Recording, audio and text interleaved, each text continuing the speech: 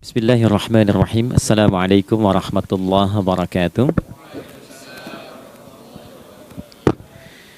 Alhamdulillah wassalatu wassalamu ala Rasulillah Muhammad ibn Abdullah wa ala alihi wa sahbihi wa man walah wa ba'd.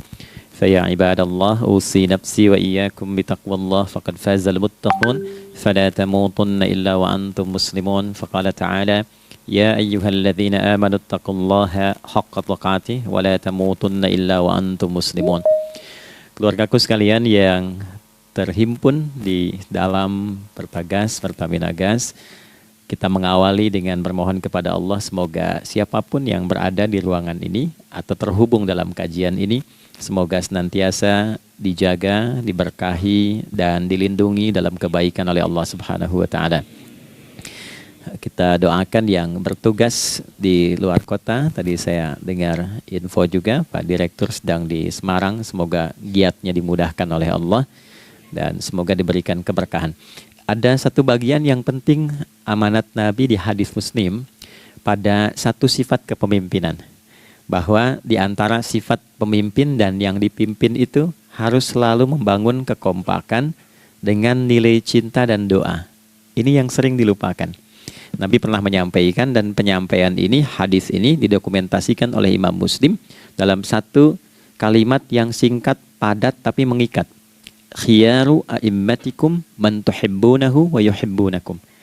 Pemimpin yang baik itu adalah pemimpin yang kalian mencintainya dan ia pun mencintai kalian. Nah, membangun cinta itu salah satu jembatannya dengan doa. Oleh karena itu, di antara doa yang dianjurkan saat Anda memulai pekerjaan, itu bukan hanya untuk pribadi, lancarkan pekerjaan saya. Tapi juga sehatkan pimpinan saya, pimpinan mendoakan sehatkan anggota saya, sehingga semua itu melahirkan sifat harmoni yang memberikan kenyamanan dan kebahagiaan dalam bertugas. Nah, izinkan saya mengawali dengan itu dulu, karena itu di antara sunnah yang seringkali terlupakan. Sehingga bekerja itu lebih banyak dilakukan dengan tekanan menyelesaikan tugas dibandingkan dengan rasa cinta untuk bisa memberikan nilai ibadah di dalamnya. Yang kedua, semoga sholat kita diterima oleh Allah Subhanahu wa taala. Nah, yang kedua ini tidak cukup dengan amin. Kita harus tahu dulu standar penerimaan itu seperti apa. Dan yang kedua, kenapa harus sholat? Ini poin pokoknya. Mengapa sih umat Islam itu cukup hanya misalnya dengan bersyahadat saja dipandang sudah berislam, lalu berbuat baik? Kenapa mesti ada sholat? Kenapa bahkan yang pokok sampai 5 waktunya? Dan jumlah rakaatnya pun diatur sedemikian rupa sampai teknisnya pun dijelaskan dengan rinci. Saking rincinya, bila ada yang menyimpang dari rincian itu, maka dianggap sholatnya tidak sah dan mesti diulang.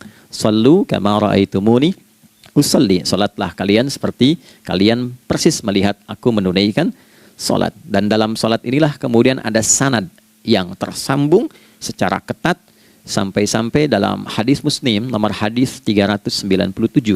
Demikian di Al-Bukhari juga diabadikan di nomor hadis 757 oleh sahabat Abu Hurairah. Sanadnya tersambung kepada Khalad bin Rafi Az-Zuraiqi, seorang yang sholat di samping Nabi tapi bermasalah sholatnya.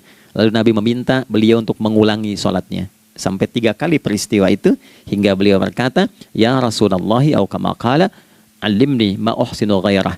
Ya Rasulullah, tolong ajarkan kepada aku karena aku tak punya pengetahuan lebih dibandingkan dari apa yang telah aku kerjakan. Nah, dari dasar ini melahirkan satu pertanyaan kritis ya, dan juga perlu argumentasi yang kuat secara syariah mengapa kita menunaikan ibadah salat. Baik teman-teman sekalian, karena waktu kita sangat padat ya, kita manfaatkan sebaik-baiknya. Saya mohon izin kajian kita akan lebih fokus kepada inti materi sehingga manfaatnya lebih banyak kita dapatkan. Salat satu-satunya amalan di dalam Islam yang mencakup 4 bagian pokok dalam beragama. Jadi ketika seseorang menetapkan dirinya beragama dan ciri satu nilai agama itu bernilai benar, ya, dalam nanti kalau kita mau komparasikan atau kita riset, itu ciri pokoknya ada 4. Satu, ada aspek namanya aspek keyakinan, ya, tauhid atau akidah. Nggak mungkin kan beragama kalau nggak yakin. Ya, karena itu pasal 29 ayat kedua itu mengandung nilai keyakinan. Negara menjamin kemerdekaan tiap-tiap penduduk untuk memeluk agamanya masing-masing dan beribadah menurut agama dan kepercayaannya itu. Ya, jadi nggak mungkin kita bisa menghasilkan nilai kepercayaan dan ibadah kalau tidak ada unsur keyakinan.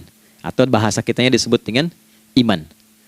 Ya, iman itu nanti juga dipaku dalam setiap nilai kebangsaan di konteks Negara Kesatuan Republik Indonesia. Ini yang paling membahagiakan. Jadi mau jadi pegawai apapun itu syarat, ya, salah satu syarat yang melekatnya beriman dan bertakwa kepada Tuhan Yang Maha Esa, gitu kan? Ya, kemarin saya di BPK itu ada 11 bab Romawi, 40 pasal. Ya, di bab yang keempat pasal 13 tentang pemberhentian dan pengangkatan itu ada 11 poin A sampai K. Di poin B yang keduanya syarat menjadi bagian dari anggota BPK itu beriman dan bertakwa kepada Tuhan Yang Maha Esa. Baik, di Undang-Undang Pendidikan Sisdiknas nomor 20 tahun 2003 itu kalau kita baca dari poin menimbang ada 4, di poin B-nya saja sudah ada iman. Ya, Undang-Undang Dasar 1945 mengamanatkan pemerintah mengusahakan satu sistem pendidikan ya nasional yang meningkatkan keimanan dan ketakwaan pada Tuhan Yang Maha Esa serta akhlak mulia, baru mencerdaskan kehidupan bangsa. Ya, secara singkat, satu, agama dianggap benar kalau ada doktrin keimanan, ada akidah, ada tauhidnya. Yang kedua, ada ibadahnya. Ya, sebagai pembuktian kita beriman, buktinya apa? Ya kan? Saya beriman kepada Tuhan, kita tetapkan, misalnya Allah. Apa pembuktian keberimanan kita kepada Allah? Ya, kan pembuktiannya itu mesti diwujudkan dalam bentuk sikap. Sikap itulah yang disebut dengan ibadah. Nah, konsepsi ini ada di Quran surah ke-20 Thaha di ayat ke-14. Innani anallahu la ilaha illa ana fa'budini. Ya, sungguh aku tegaskan bahwa akulah Allah, satu-satunya Tuhan yang layak dipertuhankan dan disembah.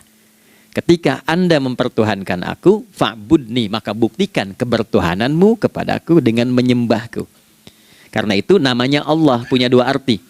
Satu yang dipertuhankan, kan? Ilahun wahid. Yang kedua yang disembah. Ya, jadi yang dipertuhankan dan disembah. Oke. 3. Yang ketiga harus punya unsur praktikal atau implementatif dalam interaksi kehidupan. Ya, jadi bukan cuma nyembah Tuhan, bimbingan kehidupannya apa? Implementasi dari ibadah itu. Ya, ciri umat beragama itu kan bukan hanya sekedar saya yakin, beriman, saya ibadah. Terus bukti ibadah itu dibawa dalam berinteraksi hariannya seperti apa wujudnya. Ya, makanya ketika dulu orang itu jujur, orang itu bangga dengan kejujurannya bukan sebagai orang jujur, tapi sebagai muslim. Jadi ketika ditanya, kenapa Anda jujur? Karena saya muslim. Ketika ada seorang penggembala di Sahara yang sangat gersang, diuji oleh Umar bin Khattab, ingin diambil kambingnya, kan kisahnya viral kan? Baik ya? Oh, tapi ini bukan punya saya. Bilang aja pada tuan Anda, kalau kambingnya hilang satu dimakan serigala. Lantas di mana Allah? Jawaban itu yang menggetarkan kepada jiwa. Jadi kebenaran yang diungkap dengan sikap kejujuran itu implementasi nilai beragama. Nah, jadi praktek ibadah ada di muamalah. Oke, satu akidah. Akidah dibuktikan lewat ibadah, ibadah diimplementasikan dalam muamalah. Itulah sebabnya nanti seluruh bagian tubuh kita ketika digunakan untuk bersifat dan bersikap, itu ada tuntunan iman di dalamnya. Oke? Misal, saya tanya begini ya, ini mukaddimah ya, kita belum mulai nih. Saya tanya gini, apa fungsi mata? Tuh kan, sudah keliru kan? Nah, kalau hanya melihat, hewan juga melihat. Ya? Coba kambing melihat, ya kan? Elang melihat. Lalu apa bedanya fungsi mata kita dengan mata hewan? Ternyata ketika kita meriset ayat-ayat Al-Quran terkait dengan fungsi tubuh kita, itu rata-rata dibuka dengan iman dulu. Quran surah 24, surah Cahaya, ayat 30 untuk laki-laki, 31 untuk perempuan. Qul lil mu'minin. Ya Muhammad katakan, viralkan pada pria-pria yang menyatakan dirinya telah beriman. Yaghuddu min absarihim, gunakan pandangannya itu yang dibimbing oleh imannya untuk melihat yang baik saja menurut standar imannya. Jadi kalau menurut imannya tak baik, nggak boleh dilihat. Karena itu ketika Anda sudah mengatakan asyhadu an la ilaha illallah, asyhadu anna Muhammad Rasulullah, kalimat itu dari lisan turun ke hati, Itu jadi cahaya ke bagian tubuh kita. Makanya ketika Anda melihat, itu ada cara pandang tertentu yang dibimbing iman. Standarnya beda dengan tanpa iman. Kalau nggak ada iman, semua mungkin terlihat. Tapi ketika ada iman, hati kecil Anda akan bicara, ini nggak baik. Palingkan. Nah, memalingkan dari yang tak baik menurut iman, itu namanya ghaddul basar. Oke? Perempuan juga begitu, setara. Wa kullil mu'minati yaghdudna min absarihinna. Dan katakan pada setiap perempuan yang menyatakan dia beriman, maka gunakan pandangan itu dengan bimbingan imannya. Ketika tak baik menurut imannya, palingkan. Ya, Anda lihat kajian di YouTube, terus ada iklan kan? Nah, terus menurut standar iman nggak bagus, itu otomatis akan nggak suka itu. Ya, pasti dipalingkan. Ya. Anda kalau naik pesawat ya, tugas keluar tuh, pertagas tugas keluar. Kalau pramugari lagi demo tuh yang dilihat pramugarinya apa demonya tuh. Nah, iman itu akan bekerja di situ tuh. Ya, palingkan tuh. Nah, sama dari mata turun ke, jangan langsung ke hati aja, ke lisan dulu kan. Ya, ke mulut kan. Itu mulut tuh ketika digunakan fungsinya, imannya disebut dulu. Ya, Quran surah 49 ayat 11 misalnya. Ya ayyuhalladzina amanu, imannya dulu. La yaskhar qaumin qaum. Ayat 12-nya la yaghtab ba'dukum ba'dha. Hai orang-orang yang telah menyatakan beriman. Kalau pakai alladzina disebutkan 1080 kali dalam Al-Quran, itu kalimatnya diksinya singkat, padat, mencakup semua tanpa sekat. Oke, jadi kalau laki-laki, perempuan, tua, muda, besar, kecil, beda strata, duniawi, itu semua tercakup di dalamnya. Hei semua yang telah menyatakan beriman, gunakan imanmu untuk membimbing lisanmu bertutur. Kalau masih merasa punya iman, jangan gunakan lisan untuk mencela merendahkan orang. Untuk bergibah, membuat hoax. Didetilkan oleh Nabi kalimatnya jelas. Man kana yu'minu billahi wal yaumil akhir falyakul khaira aw liyasmut. Siapapun. Nah, dari alladzina ketika dirinci pakai man. Ya, man itu bentuk tunggal, ya, personal, tapi maknanya general. Jadi kalau Anda, saya, kita baca ayat atau hadis ada man, posisikan Nabi sedang bicara ke kita. Ya, hei Adi Hidayat, posisikan Nabi bilang gitu tuh. Kalau engkau merasa beriman sama Allah dan yakin dihisab di hari kiamat, jaga lisanmu. Katakan yang baik dengan bimbingan imanmu, tak mampu engkau diam. Jadi cukuplah suami istri itu menggunakan satu hadis ini, pasti sakinah itu muncul dalam kehidupan rumah tangganya. Ya, itulah sebabnya kenapa sakinah didahulukan dibanding mawaddah. Hati-hati ya, Mbak, walaupun namanya sakinah nggak ada ini nggak akan datang tuh ketenangan tuh. Ya, ada yang tahu nggak rahasianya? Kenapa sakinah duluan dibanding mawaddah? Ya, 5 juta. Ya, waktu habis karena padat sekali. Maddah jamaknya mawaddah, rasa kasih yang tumbuh dari pemberian materi. Jadi kalau rumah tangga itu ingin cenderung pada kebahagiaan, boleh berbagi dengan materi. Ya, istri cemberut, ya Anda datang dengan senyuman, sayang, kenapa? Ya, ini emas 2 kilo, ya. Nah itu pasti sehat lagi tuh. Ya, itu mawaddah. Tapi maaf, walaupun Anda mapan bekerja, harta cukup melimpah, ruah, tapi tidak ada ketenangan di rumah tangga, tidak ada sakinah, maka hampa kehidupan rumah tangga itu. Itulah sebabnya kenapa di Quran sakinah lebih dulu dibandingkan dengan mawaddah. Saya tanya ibu deh, ibu pilih mana?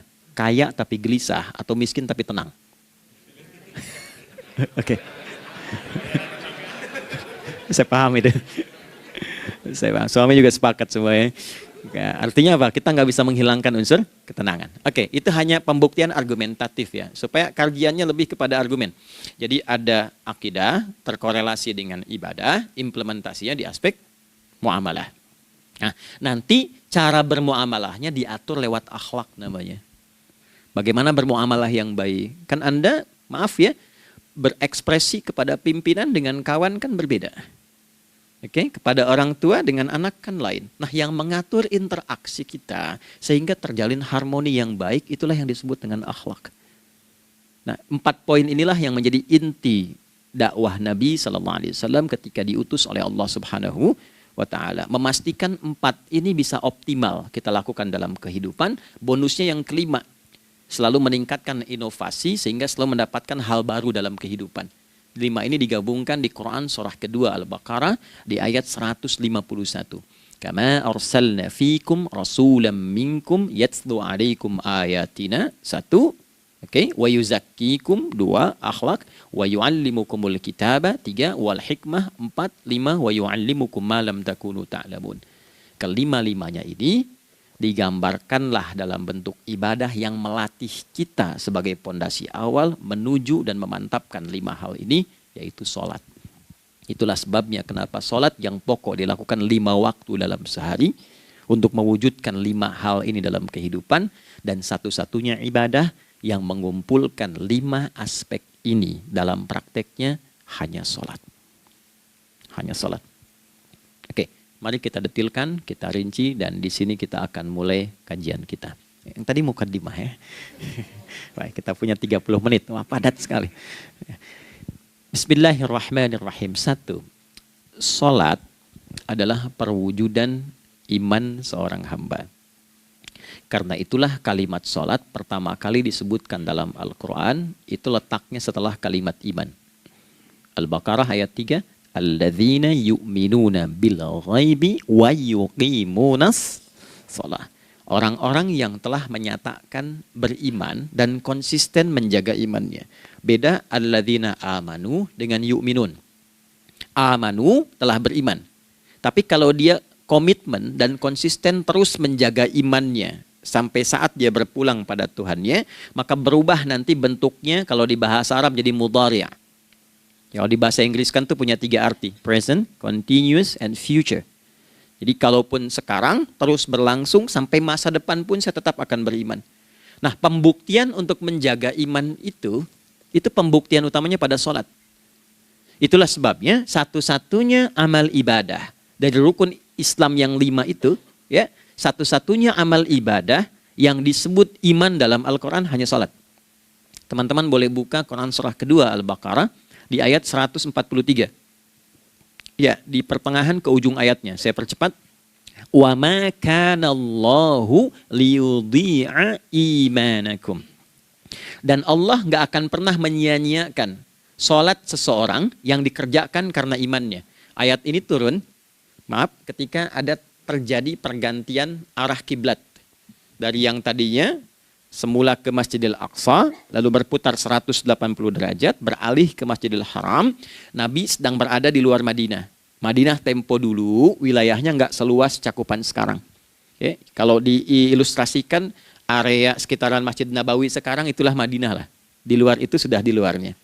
Nah, Nabi sedang sholat, riwayatnya banyak menyebutkan, ada yang mengatakan zuhur, ada asar, ada maghrib. Di pertengahan itu turunlah Al-Baqarah ayat 144. Qad nara taqalluba wajhika fis sama' falanuwalliyannaka qiblatan tardaha fawalli wajhaka syatral masjidil haram. Maka berputarlah dengan turunnya ayat ini 180 derajat menghadap ke arah Masjid Al-Haram. Problemnya adalah ketika Nabi dan pengiring beliau kembali ke Madinah, area Masjid Nabawi, kan nggak semua masyarakat ikut. Maka virallah informasi itu bahwa kiblat telah beralih ke kiblat awal, yaitu Ka'bah Al-Musyarrafah. Maka penduduk panik pada saat itu. Status sholat kami yang tadi dikerjakan bagaimana? Karena sudah nggak bisa diulang, sudah pindah waktu. Maka turunlah kemudian firman Allah yang Al-Baqarah 143 itu, wa ma kana Allahu liyudhi'a imanakum. Karena engkau mengerjakan sholat itu dengan imanmu, maka Allah nggak menyia-nyiakan imanmu itu. Maksudnya apa? Walaupun arah kiblatnya tidak tahu mengarah kepada sisi yang belum berubah, tetap dihitung pahalanya sempurna karena imannya. Gitu.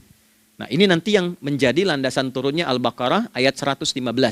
Walillahil masyriq wal maghrib fa aynama tuwallu fathamma wajhullah. Kalau Anda sedang tugas nanti di lapangan, lalu sulit menemukan arah kiblat.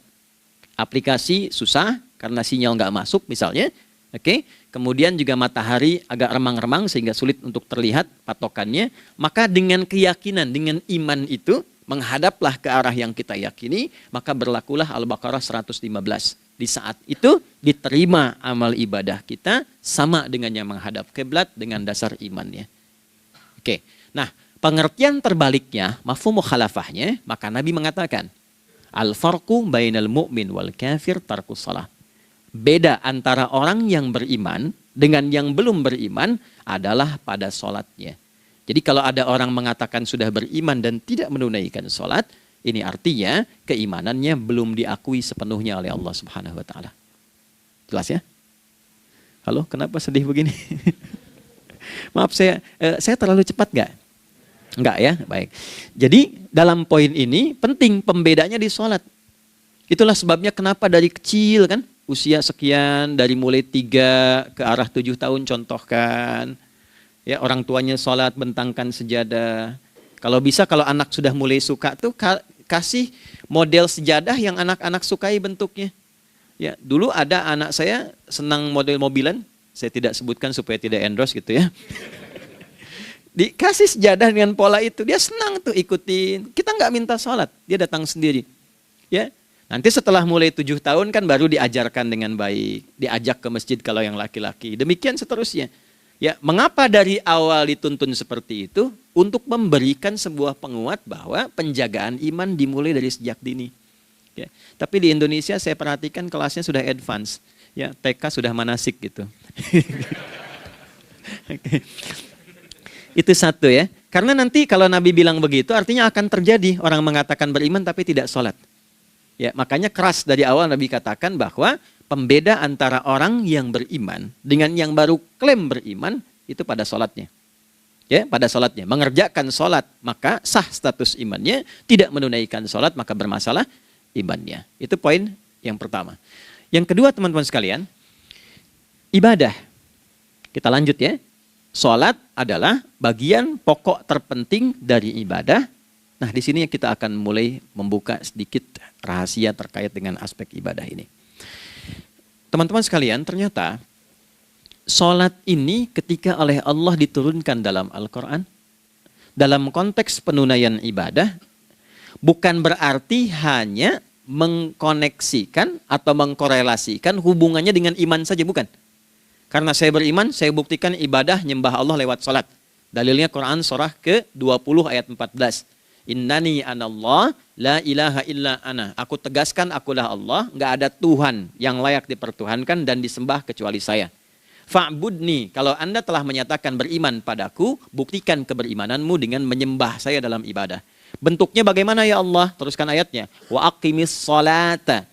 Tunaikan sholat sebagai bukti ibadah. Itu li dzikri, sebagai zikir kepadaku. Jadi korelasi antara ibadah dengan iman sudah kita sebutkan dalilnya. Sekarang ibadahnya tersendiri ketika ditunaikan, apa manfaat dari ibadah itu? Mengapa mesti ada 5 waktu? Dan apa turunan manfaatnya dalam kehidupan kita? Kalau kita mengerjakan itu, dampaknya kepada kehidupan kita apa? Nah, inilah indahnya di dalam Islam, dijelaskan dalilnya, diberikan contohnya, diberikan alasannya, dan yang paling indah, diberikan penjelasan dengan detail tentang manfaat-manfaatnya. Ini tidak ditemukan di dalam konsep keyakinan manapun.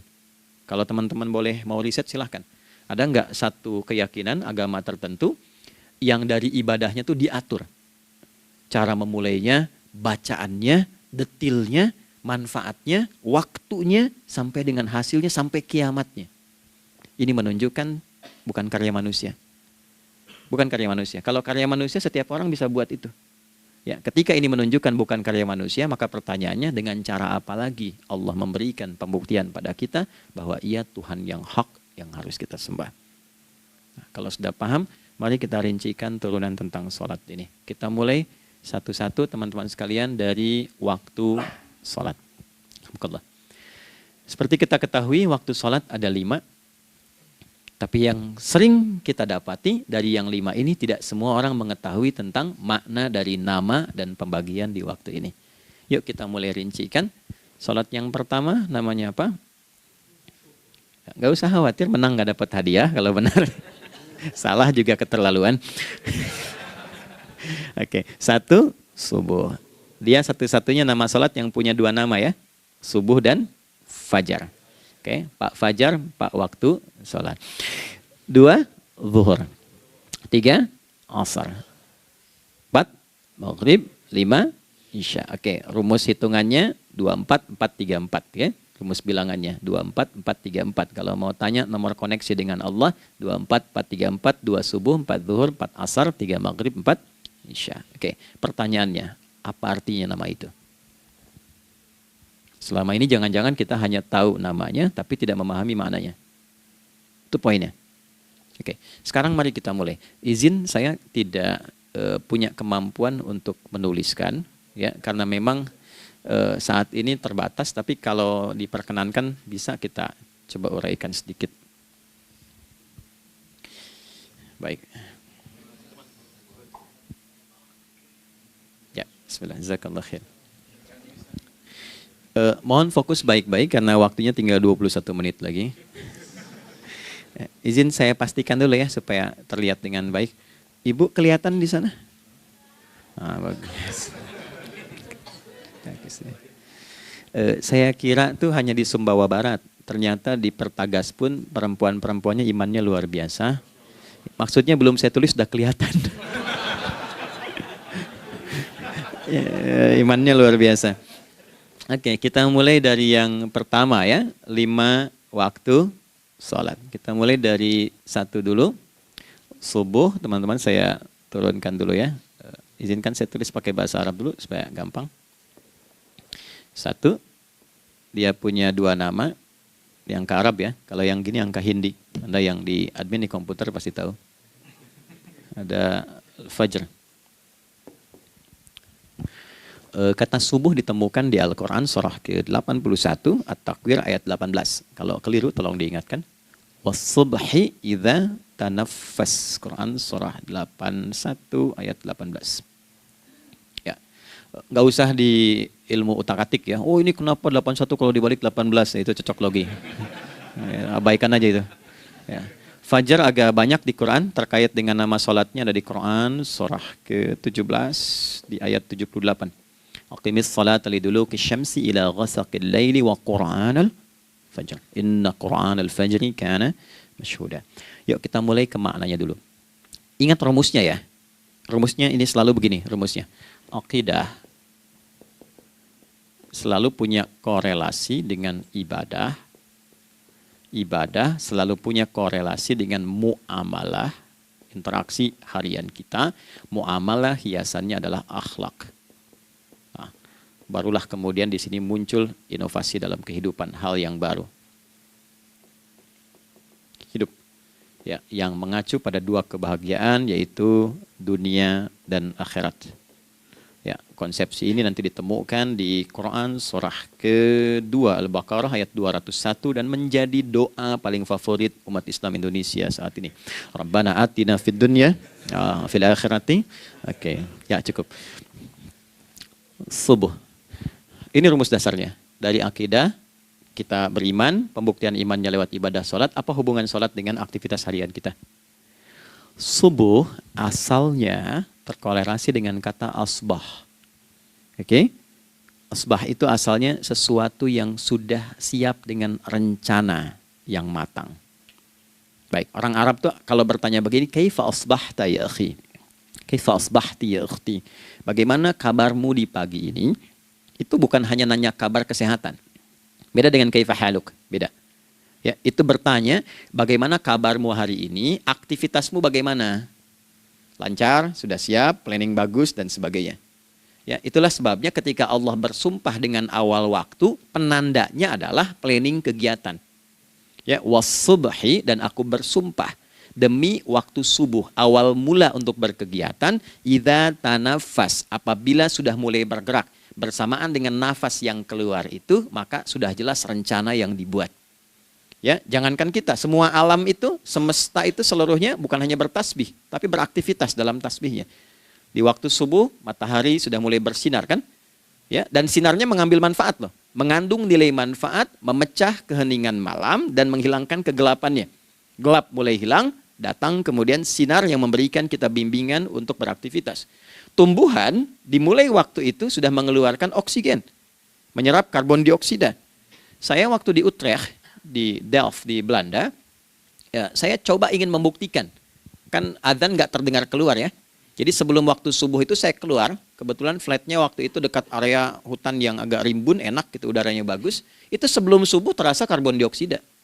Walaupun cuma beda hampir 1 menit. Tapi begitu masuk waktu subuh, keluar kesegaran yang luar biasa. Oksigen yang keluar. Ya, ini kan nggak mungkin kalau kuasa Allah tuh nggak mungkin terjadi seperti ini kalau bukan kuasa Allah Subhanahu wa taala. Tapi poinnya adalah yang bicara begini Quran. Nah, sekarang yang ingin saya katakan adalah alam semesta dalam konteks seperti matahari, kemudian tumbuhan, binatang, ayam bahkan mulai berkokok, punya planning yang teratur. Masa kita makhluk yang dihisab tuh nggak teratur? Nggak punya perencanaan? Maka subuh itu mengajarkan kepada kita, jangan sampai ada orang Islam yang punya keimanan, lalu menunaikan sholat, diajarkanlah oleh Allah, setiap masuk subuh itu harus punya agenda yang jelas. Planning yang terukur. Jangan terjadi mengaku muslim, beriman, tapi nggak jelas perencanaan hidupnya. Jam 7 mau di mana? Jam 8 kerjakan apa? Anda dari sini ketemu 7 ke 4, atau setengah 8 ke setengah 5, 8 jam kerja. Oke, berangkat jam berapa? Petakan di jalan macetnya di sebelah mana? Ukur sampai kantor tiba jam berapa? Apa yang mau dikerjakan di kantor? Itulah Islam, itulah subuh. Sehingga tidak ada satupun orang Islam di era Nabi mengajarkan beraktivitas kecuali terukur dan teratur. Bahkan Nabi memulai itu evaluasinya di malam hari. Sehingga turun di antara surah Al-Insyirah itu ada ayat yang tegas mengatakan di ujungnya, فَإِذَا فَرَغْتَ فَانْصَبْ. Evaluasi yang telah berlalu di malam hari. Evaluasinya menyeluruh sampai ke zikirnya. Dicatat nih. Ya, aku hari ini secara spiritual itu, mohon maaf, sholat jamaahnya berapa waktu tuh? Dari 5. Oke? Misalnya dari 5 itu cuma 4, berarti koreksi ada yang kurang. 1. Ya. Yang kedua, secara intelektual sudah berapa bacaan yang dibaca saat ini? Ilmu yang ditingkatkan, mensyukuri anugerah akal dan sebagainya. Bekerja sempurna enggak? Turunkan ibadahnya bagaimana? Ketika ada yang kurang, istighfari. Ya, sebagai seorang ayah, ada nggak sesuatu yang salah yang dilakukan belum sempurna? Sebagai seorang ibu, anak dan sebagainya, istighfar. Itulah sebabnya sebelum tidur Nabi ajarkan istighfar. Yang kita tahu 70 kali kan, 100 kali. Yang saya tanya, 1 ke 70 itu istighfar apa saja? Apakah hanya bilangan di lisan? Atau dari lisan diingatkan oleh pikiran, ditembuskan ke hati? Istighfar sebagai seorang ayah yang kurang maksimal melihat anak dengan baik. Anda boleh punya jabatan di kantor, boleh direktur, boleh manajer, boleh macam-macam. Tapi ketika Anda pulang, Anda seorang ayah. Saya di Timur Tengah disebut syekh, di sini dipanggil kiai, dipanggil ustadz. Pulang ke rumah, anak saya nggak kenal itu semua. Anak saya nggak peduli itu semua. Belum pernah seumur-umur saya mengajar, lalu saya pulang, anak saya menunggu depan pintu dan memanggil, kiai. Dia ingin ayahnya. Dia ingin ayahnya. Kenapa nggak kita hadirkan istighfar pertama kita itu karena kita kurang perhatian. Kurang perhatian kepada anak misalnya. Saya kalau pulang tengah malam dan semua tertidur, saya lihat satu-satu. Perbaiki cara tidurnya, doa, lihat satu-satu, minta ampun sama Allah. Dan ya kadang sebelum mengalirkan air mata kita nggak bisa tidur karena nggak tahu nanti ketemu lagi nggak di akhirat.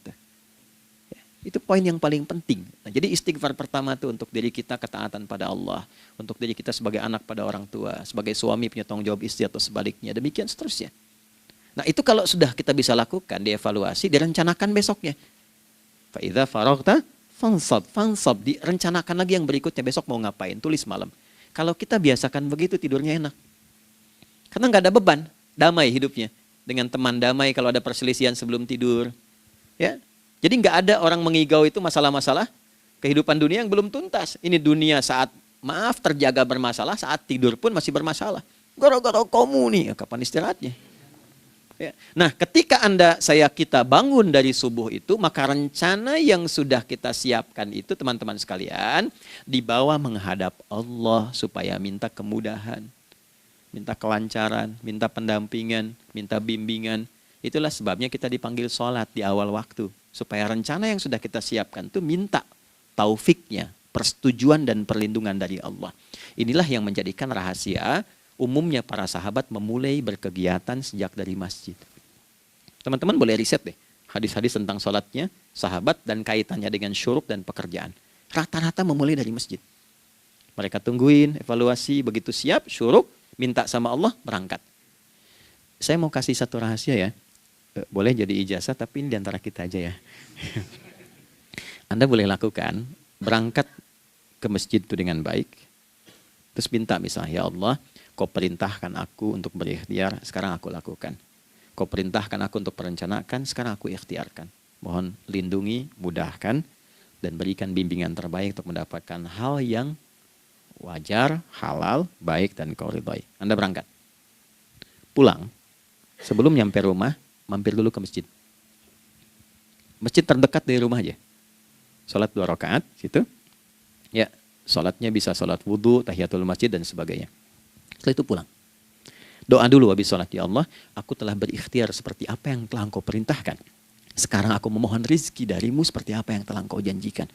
Kalau dengan semua ikhtiar ini belum cukup menurunkan rizki darimu, maka mohon tunjukkan padaku saat ini dengan cara apa lagi aku mesti berikhtiar. Oke? Silahkan Anda pulang dengan suasana itu ke rumah. Dan lihat apa yang terjadi. Rasakan bedanya, bedakan rasanya, dan pasti terasa bedanya. Gak ada kesan yang lain pada jiwa. Jadi yang dibawa ke rumah itu bukan aura kantor. Bukan aura jalan yang macet. Tapi ada ketenangan, kenyamanan, dan kenikmatan. Kalau teman-teman mau pakai sunnah sahabat ini dalam dunia pekerjaan, dan Anda lakukan coba sehari ini saja, rasanya pasti beda. Ya, ini bagian pertama. Nah, ketika kita ingin datang menghadap Allah, dan mulai membawa rencana kita, kan perlu isyaratnya kan, kapan dimulai? Gak bisa tiba-tiba saya bangun jam 3 langsung sholat subuh, kan tidak begitu. Ya kan? Mesti ada satu sinyal dulu, yang dari sinyal itu ada feedback pada diri kita untuk merespon, gitu kan? Nah, pancaran respon atas sesuatu yang memancar akibat satu hal yang terjadi, kalau di gaya itu kan kalau ada gaya gerak, gaya dorong kan? Ya, kalau nggak salah F1 sama dengan F2 kan? Nah, gaya gerak sama dengan gaya dorong. Geraknya dikit, bunyinya kecil kan? Kencang bunyinya, kencang. Terus ada F berbanding lurus dengan P, hukum Pascalnya. Gaya berbanding lurus dengan tekanan, kan? Semakin banyak gaya, semakin tertekan. Nah, respon yang muncul ketika ada satu misalnya gaya, tapi responnya sifatnya materi sifatnya. Ya, misal kalau Anda mau mengebor air, kan? Kemudian keluar terpancar tuh dari bawah itu keluar misalnya air. Nah, itu namanya infajar. Infajar. Dalilnya Quran surah kedua ayat 60.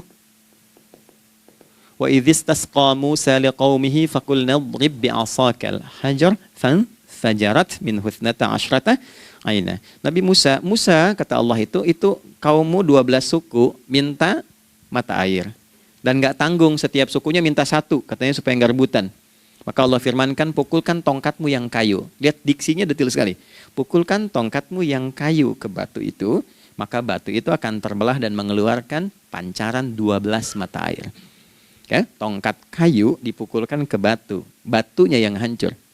Karena Musa seorang nabi, gitu kan? Anda punya tongkat emas, pukulkan ke batu, maka keluar 12 air mata. Gitu kan? Nah ini, infajar. Kalau respon yang keluar itu respon buruk. Misal dalam nafsu, kan suka ada triggernya yang memancing respon, terus nafsu keluar kan? Ya, apa saja itu? Lihat gambar yang nggak bagus, nafsu keluar, gitu kan?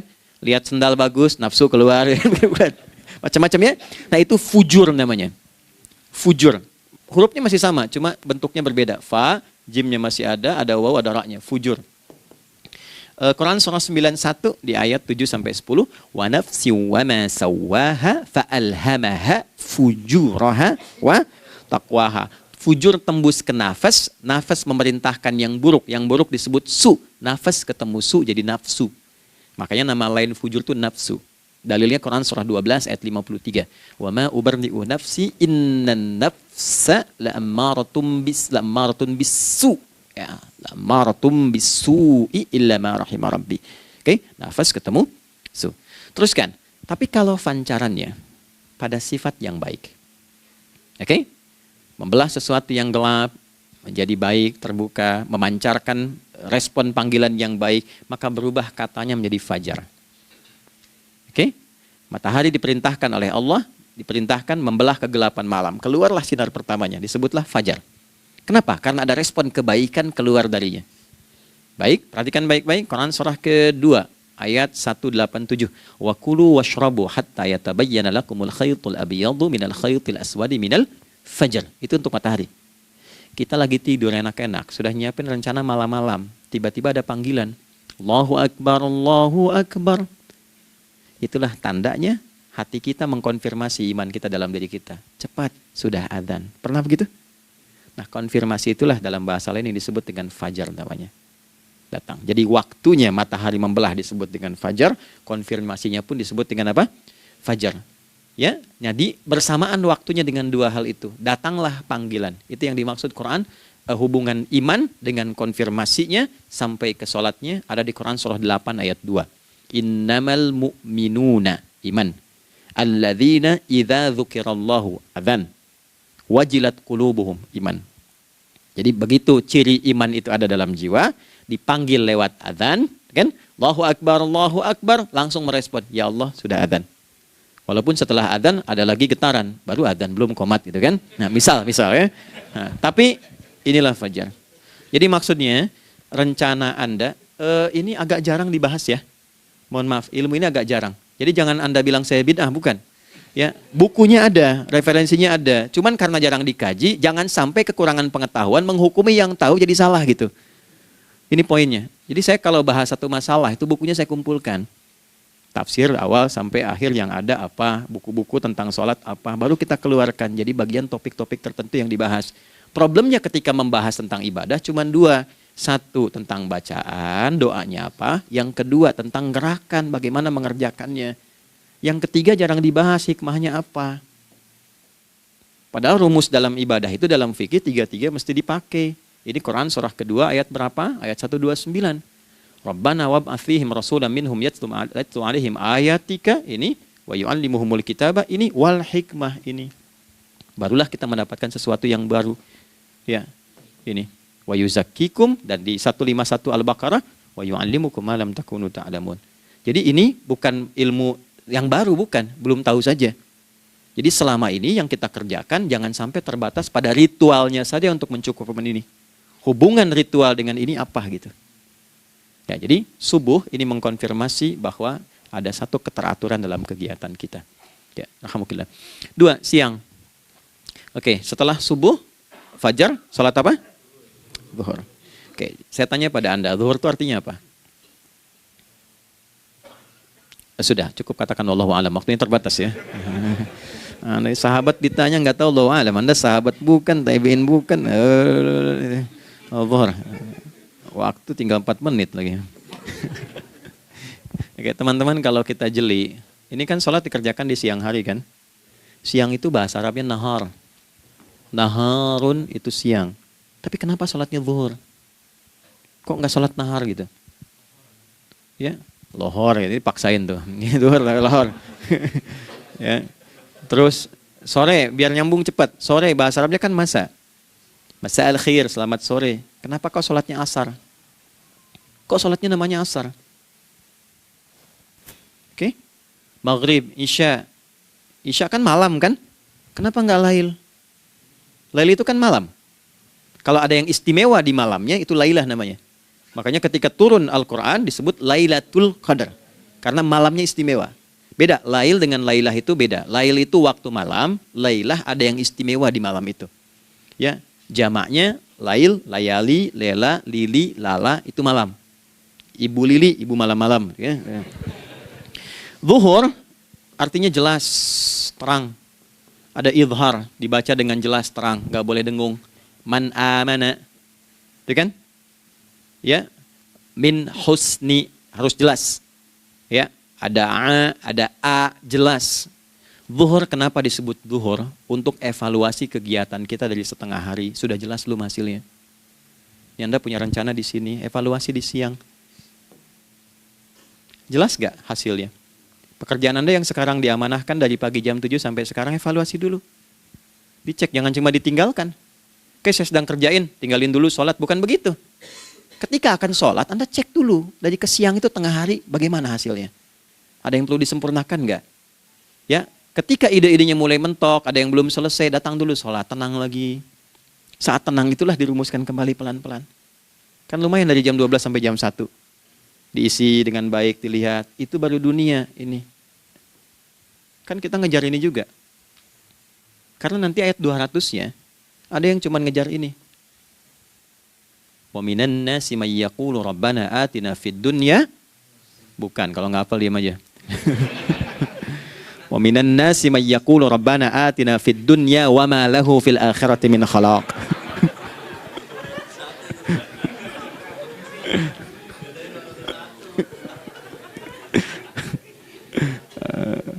Nah, paham kan?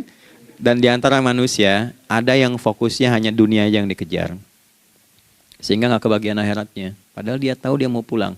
Yang lebih aneh lagi, pengen pulang surganya Firdaus dekat dengan Nabi. Tapi tiap hari kerjakan dunia, dunia lagi, berangkat gelap, pulang gelap, terus meninggal gelap juga. Ini kan repot. Nah, maka mesti investasi kan. Anda kalau tugas keluar kan, apalagi keluar negeri kan hukumnya beda. Bekalnya pun tidak sama. Anda tugas ke Amerika, mata uangnya sudah beda, hukumnya sudah beda. Terus pengen pindah ke alam barzah, pengen hukumnya sama dengan dunia, mustahil. Ya, makanya dimensinya beda, keadaannya tidak sama. Baju yang dipakai kan beda. Barang-barangnya nggak sama. Makanya disebut telah meninggal dunia, meninggalkan semua yang melekat pada dunia. Pindah ke alam lain, persiapan menuju titik akhir yang tidak ada ujungnya lagi. Nggak ada pembuka lagi. Jadi sudah ujung begini, nggak ada ruang lagi yang lain. Itu akhirat namanya. Makanya di sini cuma dua pilihannya. Kalau nggak ke surga, nah itu. Ya. Apa investasi yang ada di sini? Maka siang itu dicek dulu. Pekerjaan jadi ibadah nggak? Tadi niatin ibadah nggak waktu berangkat dari rumah? Kan? Waktu ngetik, waktu ngerjain di kantor, jadi ibadah nggak? Kalau ibadah, Anda nggak mungkin berbuat kriminal. Anda nggak mungkin berbuat maksiat. Nggak mungkin nipu, nggak mungkin nyogok. Nggak mungkin korupsi. Kan lagi ibadah.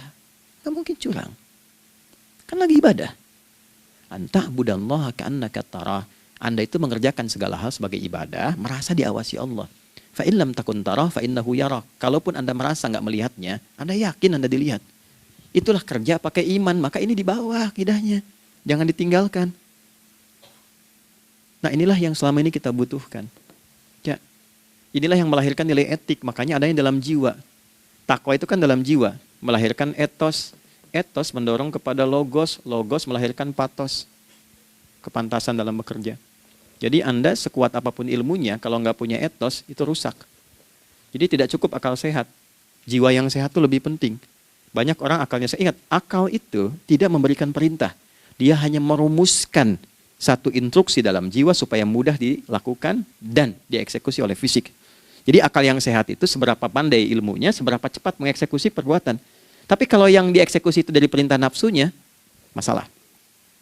Habis saja waktunya tuh. Ya.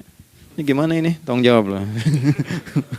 Nah, teman-teman karena sudah habis waktu jam 1, kita baru zuhur ini. Nah, yang paling menarik itu gini, yang paling menarik kalau ada orang belum sadar sampai zuhur tentang akibat kehidupan ini, maka muncullah asar. Apa asar itu? Kenapa mesti disebut dengan asar? Dan apa manfaat istimewanya asar kepada jiwa kita? Itu di kesempatan lain kita akan bahas.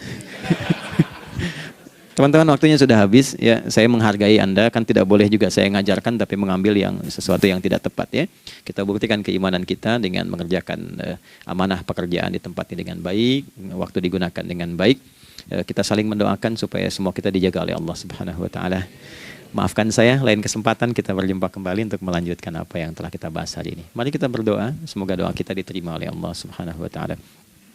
اللهم تقبل منا إنك أنت السميع العليم وتب علينا إنك أنت التواب الرحيم نحمدك كما علمتنا أن نحمدك ونشكرك شكرا كما علمتنا أن نشكرك أنت المقدم وأنت المؤخر بيدك الخير إنك على كل شيء قدير. Ya Allah, kami memujimu seperti Engkau mengajarkan kami untuk memuji dan bersyukur atas segala nikmat-Mu seperti Engkau bimbing kami untuk mensyukuri segala nikmat-Mu.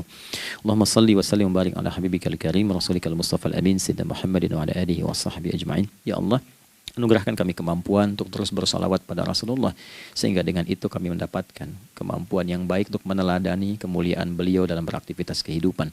Rabbana la tada' lana fi maqamina hadza dhanban illa ghafartah. Ya Allah, jika ada pendosa hadir di ruangan ini atau terhubung dalam kajian ini, maka jangan biarkan ya Allah ia meninggalkan tempat ini dan kajian ini kecuali Engkau telah ampuni seluruh dosa-dosanya. Wala hamman illa farajtah. Ya Allah, jika ada satu di antara kami yang menghadiri kajian ini membawa kegelisahan, maka mohon tenangkan keadaan hatinya. Wala asiran illa yassartah. Jika ada yang sedang diliputi oleh kesulitan, maka mudahkan, ringankan dan hilangkan seluruh kesulitannya.